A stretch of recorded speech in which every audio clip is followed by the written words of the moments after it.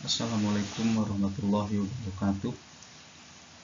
Eh, Selamat siang.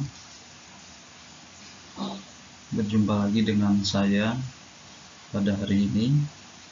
Kita melanjutkan materi pengantar bisnis tentang proses produksi dan operasional. Semoga kita semua dalam keadaan sehat dan dapat mengikuti perkuliahan hari ini sampai selesai. Oke. Apa yang dimaksud dengan produksi? Nah, sebelum apa yang dimaksud dengan produksi dalam bisnis, tentunya harus ada produksi dan operasi. Nah, produksi itu sendiri merupakan penciptaan atau penambahan faedah, bentuk, waktu, tempat atas faktor-faktor produksi sehingga lebih bermanfaat bagi pemenuhan kebutuhan manusia. Nah, itu yang dimaksud dengan produksi. Jadi penciptaan atau penambahan faedah berarti bisa berbentuk produksi, itu bisa berbentuk barang ataupun jasa. Kalau operasi merupakan aktivitas ya, aktivitas yang berhubungan dengan penciptaan barang dan jasa melalui transformasi input ke output. Maksudnya transformasi itu penciptaan barang itu inputnya dari apa, terus diolah, lalu proses, lalu outputnya apa, bisa berupa produknya, barang ataupun jasa seperti itu. Oke. Dalam manajemen operasional, proses produksi dan operasi, bahwa manajemen operasional merupakan kegiatan menciptakan produk dan jasa melalui proses transformasi input menjadi output ya. Ini menurut Heiser dan Render tahun 2011 ya.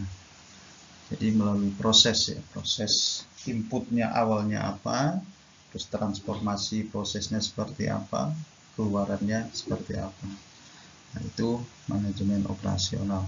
Nah, menurut Cash dan et al. Ya, tahun 2006.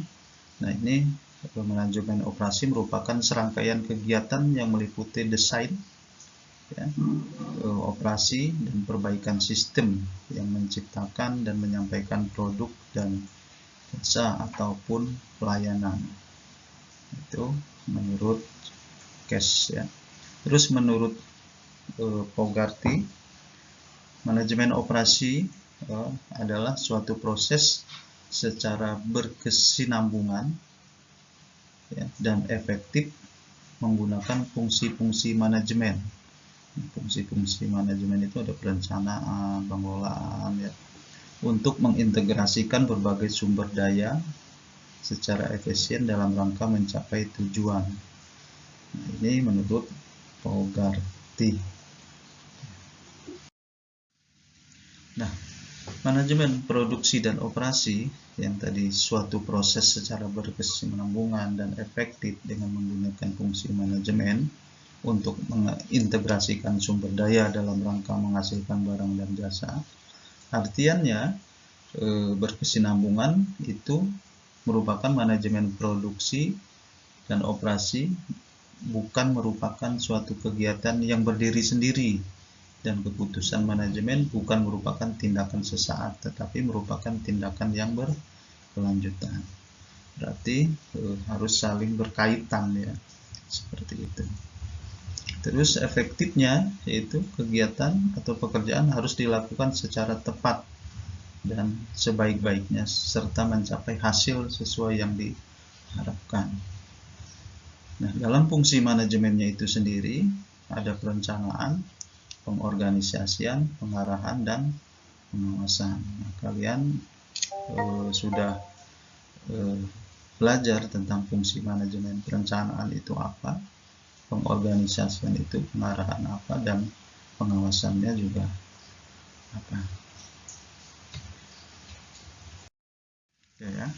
Nah, fungsi manajemen dalam manajemen operasional bahwa perencanaannya itu meliputi seluruh kegiatan ya, produksi, mulai dari perencanaan produk, perencanaan fasilitas, perencanaan sumber daya produksi. Sedangkan pengorganisasian meliputi seluruh kegiatan, menentukan jumlah dan jenis sumber daya manusia yang akan digunakan untuk mendukung tercapainya fungsi perencanaan, termasuk menentukan wewenang dan tanggung jawab masing-masing sumber daya manusia yang digunakan. Jadi ini pengorganisasian kita mempunyai menentukan wewenang karyawan ya atau sumber daya manusia. Ini pengorganisasian. Sedangkan pengarahan, nah ini berkaitan dengan memotivasi karyawan untuk menjalankan tugas sesuai dengan pekerjaan, job yang diberikan. Sedangkan pengawasan, nah ini kegiatan sesuai dengan standar yang telah ditetapkan oleh perusahaan. Kita mengawasi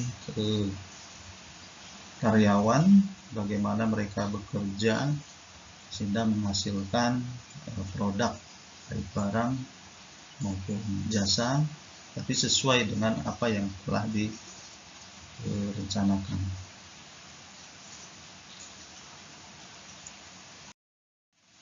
Nah, dalam manajemen operasi dan produksi, maka akan menghasilkan yang namanya barang dan jasa. Apa sih barang dan jasa itu? Barang merupakan hasil dari kegiatan produksi dan operasi yang dapat diraba, ya. Nah, dilihat dan mempunyai bangunan fisik, misalnya mobil, televisi, kendaraan, motor, pakaian. Nah, produk barang ini bisa barang konsumsi, ya, bisa barang produksi, ya. Barang konsumsi sesuatu produk yang kita pakai sehari-hari. Sedangkan barang yang produktif bisa peralatan-peralatan mesin yang menghasilkan produk lain. Nah, sedangkan jasa itu kegiatan produksi dan operasi yang tidak dapat diraba atau dilihat. Nah, ini tidak kelihatan, tapi bisa dirasakan, ya. Tidak mempunyai bangunan fisik, tapi keberadaannya dapat disadari. Keamanan, kesehatan, keindahan, ya. Terus apa perbedaan barang dan jasa? Nah, barang ini bisa berupa berwujud, ya, dapat disimpan menggunakan proses mesin, kualitas objek ini mudah diukur, ya. Sedangkan jasa ini kebalikannya, tidak berwujud, tidak dapat disimpan menggunakan proses manusia, kualitas bersifat subjektif, sulit diukur.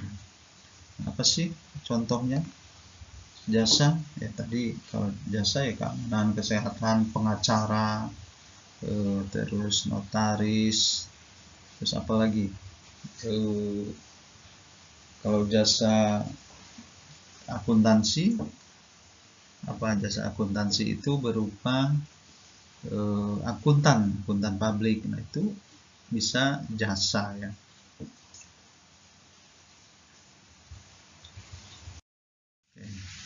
Nah, proses transformasi barang ataupun jasa. Nah, ini proses transformasinya, yaitu proses transformasi itu apa? Suatu kegiatan operasi yang melakukan proses transformasi dari mulai input, ya. Input itu berupa sumber daya. Sumber daya itu banyak, bisa manusia, mesin, material, modal, ya, metode, energi, informasi, itu masuknya sumber daya. Sedangkan outputnya berupa barang atau jasa. Barang jadi atau setengah jadi, jasa, ya, pelayanan, ya, itu buat produk. Barang itu banyak yang tadi dikatakan, ada televisi, mobil, kendaraan bermotor, ataupun barang konsumsi itu makanan, ya, Kalau jasa pelayanan guru, dosen, tukang cukur, ya, atau jasa angkutan, nah itu merupakan jasa. Nah, antara input dan output itu ada proses. Prosesnya apa? Proses transformasi melalui apa? Operasionalnya, bagaimana menciptakan dan manajemennya, mengelola, perencanaan dan lain sebagainya. Nah, itu proses transformasi, ya. Ada umpan balik, ya. Terbaliknya, proses produksi ini baik, maka konsumen akan puas untuk memakai produk tersebut.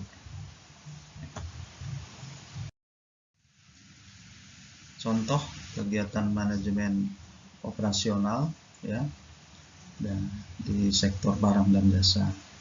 Produk barang bisa manufaktur, ya, pertanian, perkebunan, perikanan, ya, pabrik pembuatan produk barang, pertambangan, industri, dengan konstruksi dan lain sebagainya.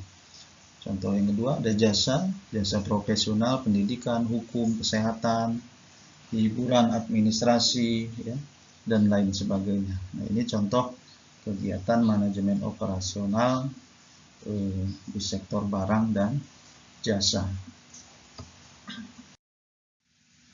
Nah, contohnya, ini contoh kalau sistem jasa perbankan. Sistem jasa perbankan, inputnya itu ada kasir. Nah, kasir itu input, ya, maksudnya input.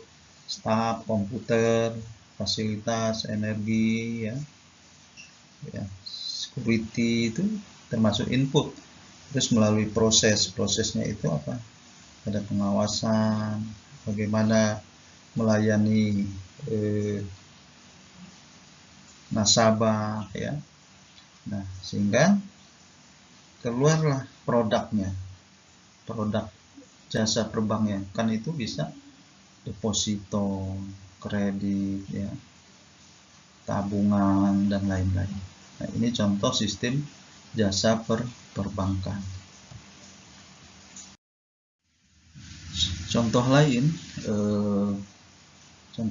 ada kalau restoran, ya, koki, apa? Ada inputnya, ada pelayan, bahan masakan, fasilitas, ya. Outputnya adalah makanan, hiburan, ada suasana, ya. Contoh lain pabrik. Kalau contoh lain berupa pabrik, apa? Inputnya adalah tenaga kerja, peralatan, material, ya. Outputnya adalah produk akhir berupa bisa barang apa nanti, ya.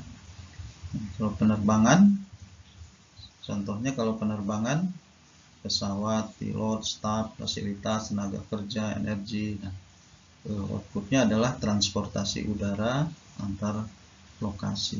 Nah, itu contoh dari produk, barang ataupun jasa. Sekarang produksi itu apa?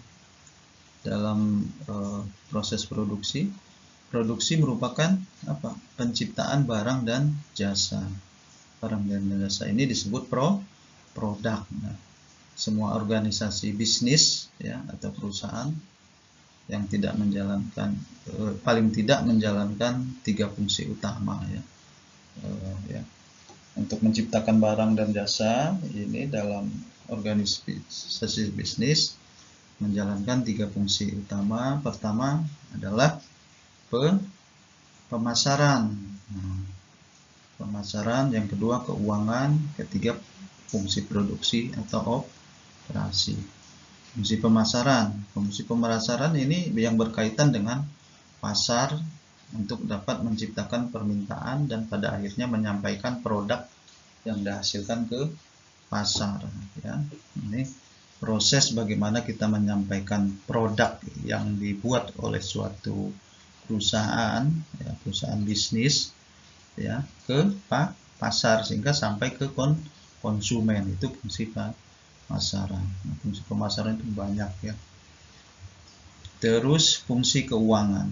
Nah, fungsi keuangan dalam menjalankan organisasi bisnis ini bagaimana mengelola urusan keuangan dalam perusahaan, baik dari pihak luar maupun perusahaan. Dari pihak luar, bagaimana kita mendapatkan biaya-biaya atau keuangan dari perbankan atau dari perusahaan-perusahaan yang menawarkan kerjasama. Ya, kalau dalam perusahaan mengelola keuangan, ya, pengeluaran, pendapatan, ya, dan lain sebagainya. Terus fungsi produksi atau operasi, nah ini berkaitan dengan penciptaan barang jasa yang dihasilkan perusahaan. Jadi dalam produksi itu fungsi utamanya adalah ya pemasaran, keuangan, dan fungsi produksi dan operasi.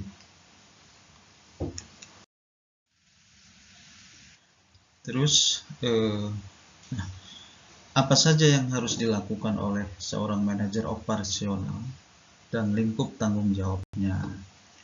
Pertama adalah desain barang dan jasa. Nah, desain barang dan jasa ini menyangkut sebagian besar proses transformasi ya, yang akan dilakukan, dengan kata lain keputusan operasional berikutnya tergantung pada keputusan desain barang dan jasa. Nah, ini transformasi, proses transformasi ya, yang tadi yang saya sampaikan, bagaimana menghasilkan barang dan jasa yang baik, apa saja inputnya, outputnya ya.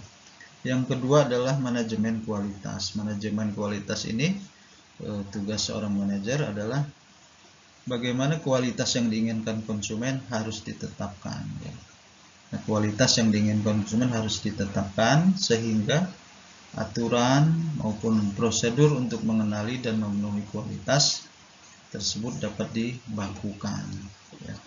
Jadi dalam perusahaan itu menentukan standar kualitas ya, suatu produk, standar kualitas perusahaan. Kualitas produk yang baik itu seperti apa? Di situ ada aturan-aturan yang dibuat oleh perusahaan itu sendiri. Terus desain proses dan kapasitas. Nah, ini menentukan proses yang akan digunakan dalam kegiatan operasional dan kapasitas yang akan digunakan merupakan hal yang penting dalam manajemen operasional. Karena apa? Karena berkaitan dengan berbagai hal ya. Nah, ini desain proses kapasitas. Selanjutnya adalah strategi lokasi. Strategi lokasi ini seorang manajer, yaitu lokasi yang dipilih untuk melakukan kegiatan operasional perusahaan, baik yang bergerak di sektor barang maupun jasa, sangat menentukan prestasi perusahaan ya. Terus itu lokasi itu sangat penting ya, menentukan lokasi perusahaan. Terus ada strategi layout ini adalah tata letak ya, tata letak. Nah, tata letak ini tentunya akan berdampak pada efisiensi dan efektivitas kegiatan operasional. Tata letak mesin, tata letak penempatan suatu produk, tata letak antara mesin satu dengan mesin kedua ya. Terus penempatan produk-produk yang sudah jadi dan lain sebagainya. Itu tata letak. Terus sumber daya manusia dan desain pekerjaan. Nah, ini maksudnya ini berkaitan dengan tenaga kerja ya, tenaga kerja. Terus tenaga kerja itu ditentukan apa saja job desk-nya. Job desk itu apa saja yang harus dilakukan dalam menyelesaikan suatu pekerjaan, misalnya itu sumber daya manusia.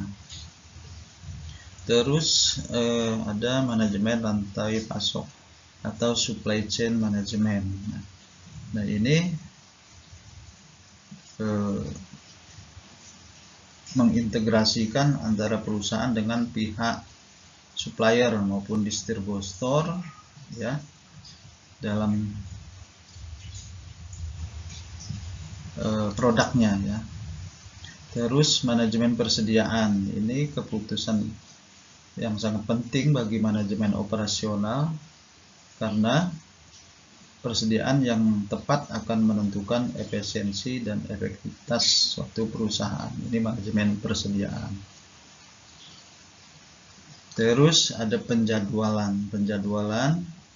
Nah, keputusan manajemen operasional tentang jadwal operasional ya. Nah, ini harus benar-benar dimengerti karena menentukan bagi perusahaan penjadwalan suatu produk, penjadwalan pengiriman ya. Terus pemeliharaan. Nah, pemeliharaan ini sistem yang handal dan stabil, pemeliharaan dari suatu peralatan ya, ini mesin ya, itu pemeliharaan. Terus bidang kegiatan apa saja yang memerlukan keahlian manajemen? Bidang manajer pabrik ya, manajer pabrik ini manajemen pabrik termasuk keahlian di bidang perencanaan produksi, manajemen pembelian, manajemen persediaan ya. Ini manajer pabrik. Terus keahlian manajemen operasional lainnya adalah direktur pembelian. Ini mengenai fungsi pembelian, kemampuan menelaah program penjualan, mengintegrasikan atau membuat keterkaitan dari supplier sampai distributor. Ya.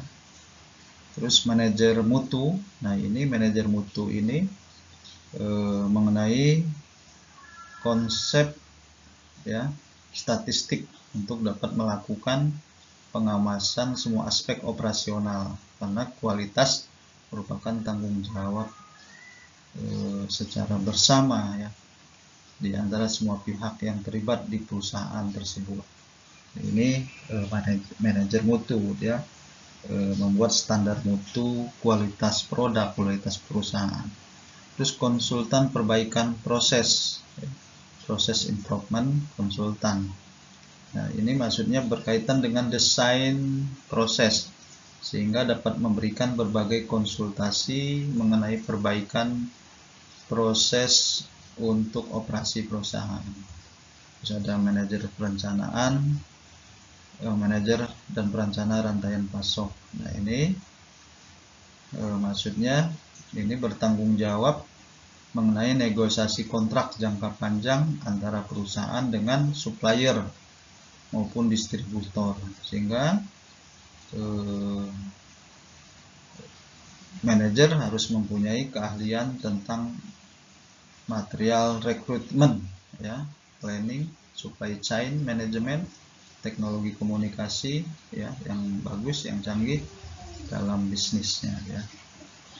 Nah, ini keahlian manajer perencanaan.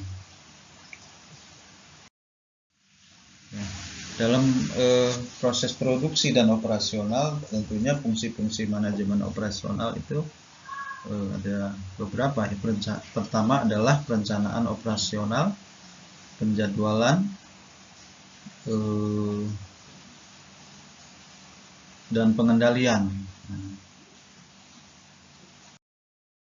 Perencanaan operasional itu terdiri dari perencanaan kapasitas.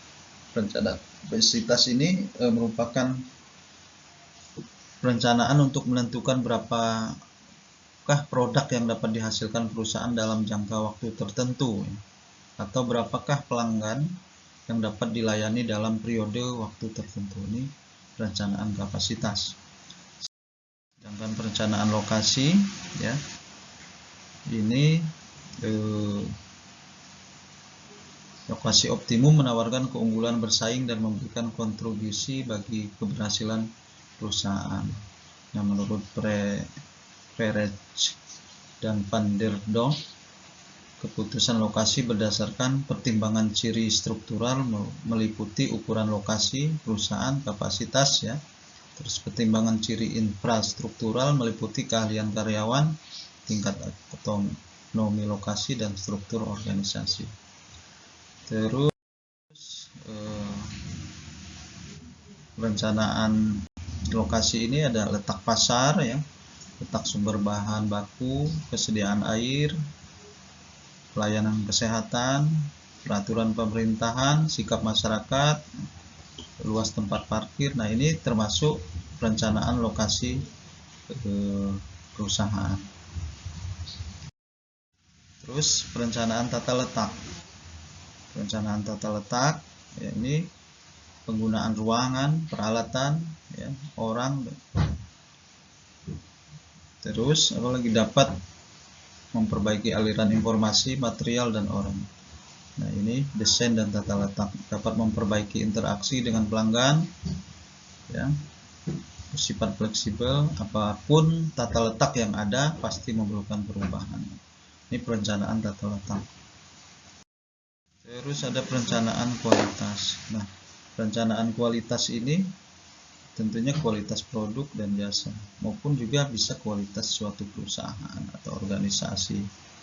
Nah, ini melibatkan desain produk, peralatan, mesin, fasilitas, bahan baku, karyawan, sistem yang digunakan. Oke, selanjutnya adalah penjadwalan produksi. Ada perbedaan penjadwalan, ya. Ada manufaktur, ya. Ada pelayanan. Kalau manufaktur, penjadwalan menekankan pada mesin dan material. Kalau pelayanan, penekanan pada level staffing. Level ini manusianya. Kalau pelayanan, penekanan pada level staff, ya, atau karyawan, ya. Kalau manufaktur, mesin dan material, dan mesin dan bahan baku. Nah, tujuan penjadwalan: memenuhi waktu jatuh tempo pelanggan, meminimalkan keterlambatan, ya, meminimalkan kerja lembur, dan seterusnya. Nah, ini tujuan penjadwalan. Terus ada pengendalian. Pengendalian di sini ada pengendalian bahan baku, manajemen rantai pasok, ya. Kalau bahan baku, kegiatan memonitor pemesanan penggunaan bahan baku yang dapat menghemat biaya. Kalau supply chain, integrasi proses bisnis dari pelanggan akhir melalui pemasok, menyediakan produk pelayanan dari informasi yang menambah nilai bagi pelanggan. Itu pengendalian.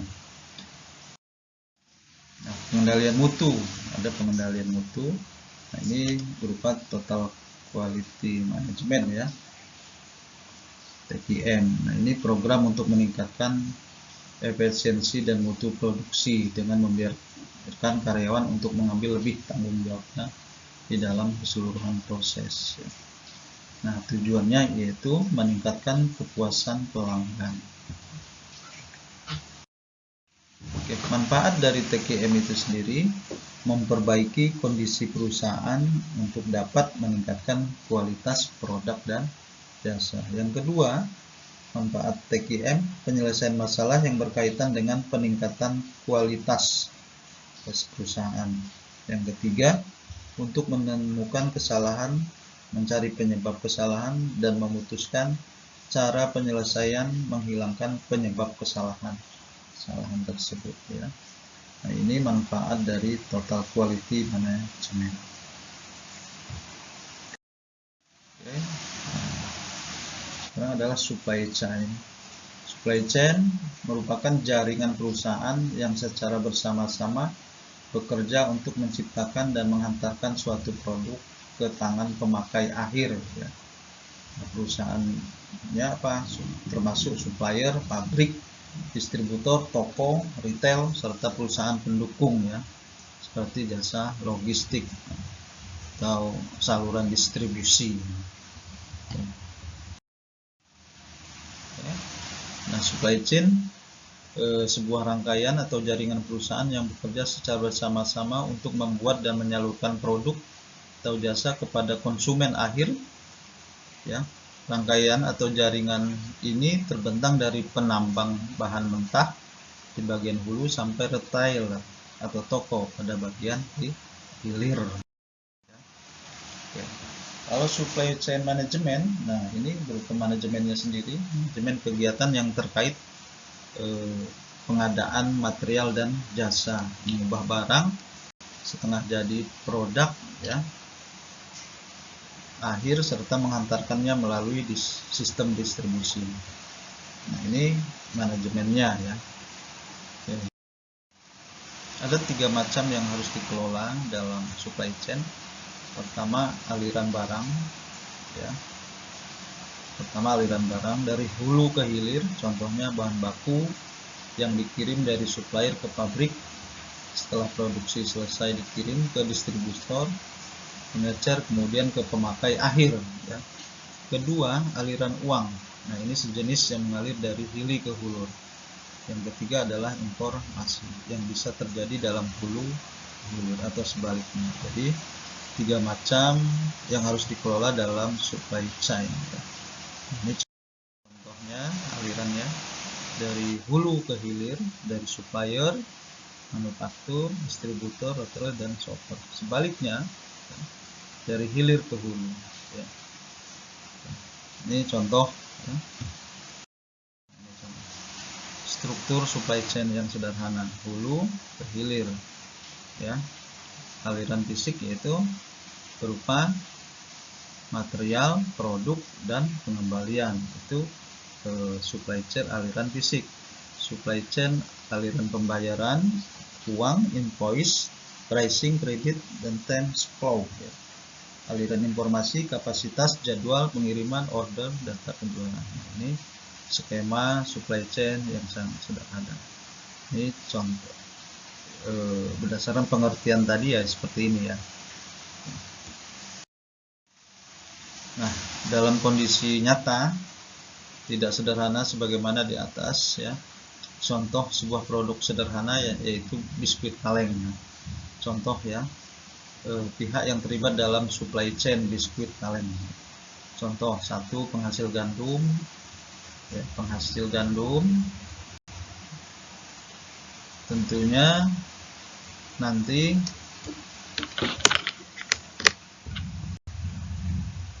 pabriknya tepung terigu ya. Nah ini kedua, penghasil tebu yaitu pabrik gula dan seterusnya ya. Nah ini contohnya begini. Nah, 1 dan 5. Nah 1 dan 5 itu 1 penghasil gandum ya, sehingga penghasil gandum itu supply-nya ke pabrik tepung terigu. Pabrik tepung terigu masuk ke pabrik biskuit karena ini skema biskuit tadi ya. Terus yang kedua itu penghasil tebu, maka ini penghasil tebu supply-nya ke pabrik gula. Pabrik gula masuk ke pabrik biskuit. Terus 3 merupakan penghasil garam, supply chain-nya ke 7 distributor garam masuk ke biskuit. Jadi supply chain-nya seperti itu. Terus 4 itu masuk penghasil aluminium masuknya ke poin 8 pabrik kaleng, digunakan untuk bahan biskuit tadi ya. Terus seperti itu. Terus masuk lagi dari biskuit ke 10 itu distributor biskuit. Dari biskuit masuk ke 10 masuk ke 11. Dari 10 ya, distributor biskuit masuk ke supermarket. Terus nanti masuk ke 12 itu perusahaan transportasi dan penggudang. Nah, itu skema hubungan supply chain seperti ini contohnya.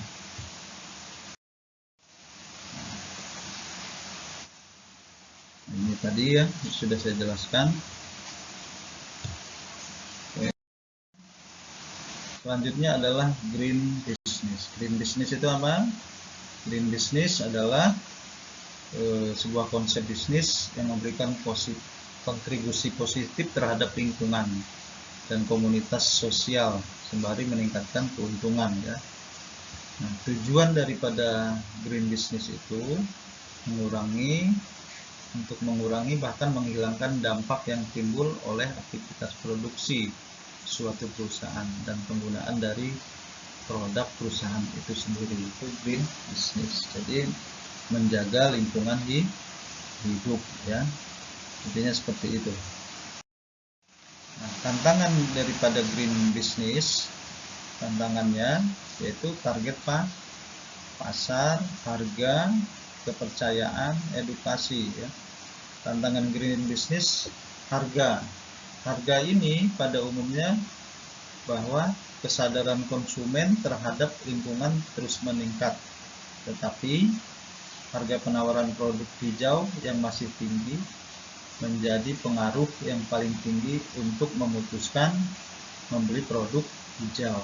Green business ya, green business ini ya tantangannya adalah terhadap harganya masih mahal. Produk-produk yang berkaitan dengan produk hijau, maksudnya produk hijau itu yang tidak merusak lingkungan ya, banyak ya sekarang produknya. Nah, itu harganya masih mahal ya, sehingga konsumen untuk membeli itu mikir berapa kali karena produk hijau masih mahal. Yang kedua, tantangan green business adalah kepercayaan. Selain harga tadi, yaitu masalah ketidakpercayaan konsumen pada label hijau atau eco label. Konsumen Indonesia sebagian berpendapat bahwa informasi itu tidak akurat. Ini kepercayaan. Tantangan yang selanjutnya adalah edukasi. Edukasi ini informasi mengenai fungsi, manfaat, serta keunggulan dari produk hijau atau produk yang ramah lingkungan. Jadi green business ini adalah produk yang ramah lingkungan. Ramah lingkungan ini harganya, produk yang ramah lingkungan ya tentunya harganya mahal. Kalau kalian lihat ya, produk-produk yang ramah lingkungan, terus target pasarnya juga susah. Target pasar produk hijau. Yang selanjutnya adalah target pasar ya. Ini produk hijau karena targetnya adalah untuk konsumen yang peduli dengan lingkungan dan rela membayar sejumlah uang untuk membeli produk hijau. Jadi target pasarnya itu tertentu ya. Jadi yang biasanya konsumen-konsumen yang memang betul-betul memperhatikan tentang lingkungan. Jadi tantangan green business itu ada harga, kepercayaan, edukasi, dan target pasar. Edukasi tadi apa ya? Edukasi adalah informasi mengenai fungsi dan manfaat serta keunggulan daripada produk hijau ya, atau produk ramah lingkungan tadi. Itu masih rendah sehingga sebagian konsumen masih enggan membeli produk hijau dengan harga yang tinggi atau premium, harga mahal. Itu tantangan daripada green business.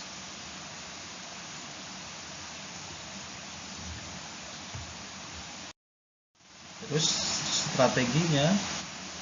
strategi bisnis hijau ya, atau green business ya, harga premium dengan harga terjangkau. Nah, maksudnya jika produsen tetap menawarkan dengan harga yang lebih mahal atau premium, maka harus mengedukasi konsumen adanya extra value ya, nilainya yang besar dalam produk hijau tersebut yang ditawarkan, seperti keunggulan, perbedaan dari produk non hijau maupun produk hijau yang ditawarkan. Itu tentunya lebih terjangkau ya, kualitas premium dan lain-lain. Nah, target pasar harga premium terbatas ya, sedangkan produsen produk hijau menawarkan harga yang lebih terjangkau bagi konsumen. produsen cukup mengedukasi perbedaan produk hijau dan non hijau, ya. Nah, target pasar akan lebih luas dibanding harga premium, pasarnya lebih massal. Itu strategi bisnis hijau, harga premium dengan harga terjangkau.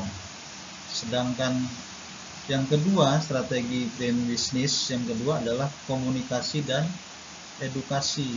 Nah, ini maksudnya memberikan informasi seperti melakukan komunikasi lewat iklan, ya, memberi edukasi pada konsumen seperti apa? Seminar mengenai lingkungan, ya, ke pelajar atau masyarakat umum, ya. Nah, ini melibatkan konsumen dalam proses apa? CSR atau Corporate Social Responsibility. Misalnya apa? Dengan ikut berpartisipasi dalam acara yang diadakan oleh perusahaan yang berkaitan dengan lingkungan, ya, seperti menanam pohon, sepeda santai, gerak jalan, kegiatan-kegiatan lainnya, ya. Ini akan memberi informasi yang lebih mengenai lingkungan hidup kepada konsumen dan meningkatkan kepercayaan terhadap produk hijau yang ditawarkan atau produk dan bisnis yang ditawarkan. Nah, itu strategi green business, ya. Yang pertama, harga premium dengan harga terjangkau. Yang kedua, komunikasi dan edukasi. Contoh perusahaan green business, ya, contohnya Unilever. Ciptakan lingkungan hijau lewat program kemasyarakatan. Sekali bisnis, sekali bilas, ya, tagline-nya, ya, Molto. Nah, produk lembut dan pengharum pakaian. Nah, ini tagline tersebut sekadar pemanis produk, tetapi juga memiliki misi sosial, mengajak keluarga Indonesia untuk menggeser paradigma dalam menggunakan air untuk hemat energi dan menyelamatkan lingkungan. Terus ada lagi Nutrifood, ya. Apa saja terobosan dan inisiatif hijau yang telah diterapkan? Ini Nutrifood telah merancang dan mengimplementasikan Green Supplier kriteria untuk supplier Nutrifood, mencakup izin lingkungan, pengelolaan limbah, ya. Nah, ini Nutrifood, ya. Tidak hanya itu, Nutrifood juga pengurangan pemakaian plastik bungkus bahan baku dan berhasil menurunkan penggunaan plastik. Terus dari sisi konsumen, Nutrifood menerapkan penarikan kembali dan daur ulang limbah kemasan produk Nutrifood dari karyawan dan konsumen, ya. Terus Nutrifood juga bekerjasama dengan PT Biokonversi Indonesia di lokasi dalam pengelolaan limbah produk gagal. Nah, ini contoh-contoh brand bisnis, ya. Banyak contoh-contoh lain kalian bisa cari di internet, ya, perusahaan-perusahaan yang menggunakan brand bisnis sudah membuat produk yang brand bisnis, produk hijau. Itu yang dapat saya sampaikan tentang proses produksi dan operasional dalam pengembangan bisnis ini. Semoga bermanfaat. Silahkan kalau ada yang bertanya boleh lewat WA ataupun lewat forum. Terima kasih. Saya tutup dengan alhamdulillah. Wassalamualaikum warahmatullahi wabarakatuh.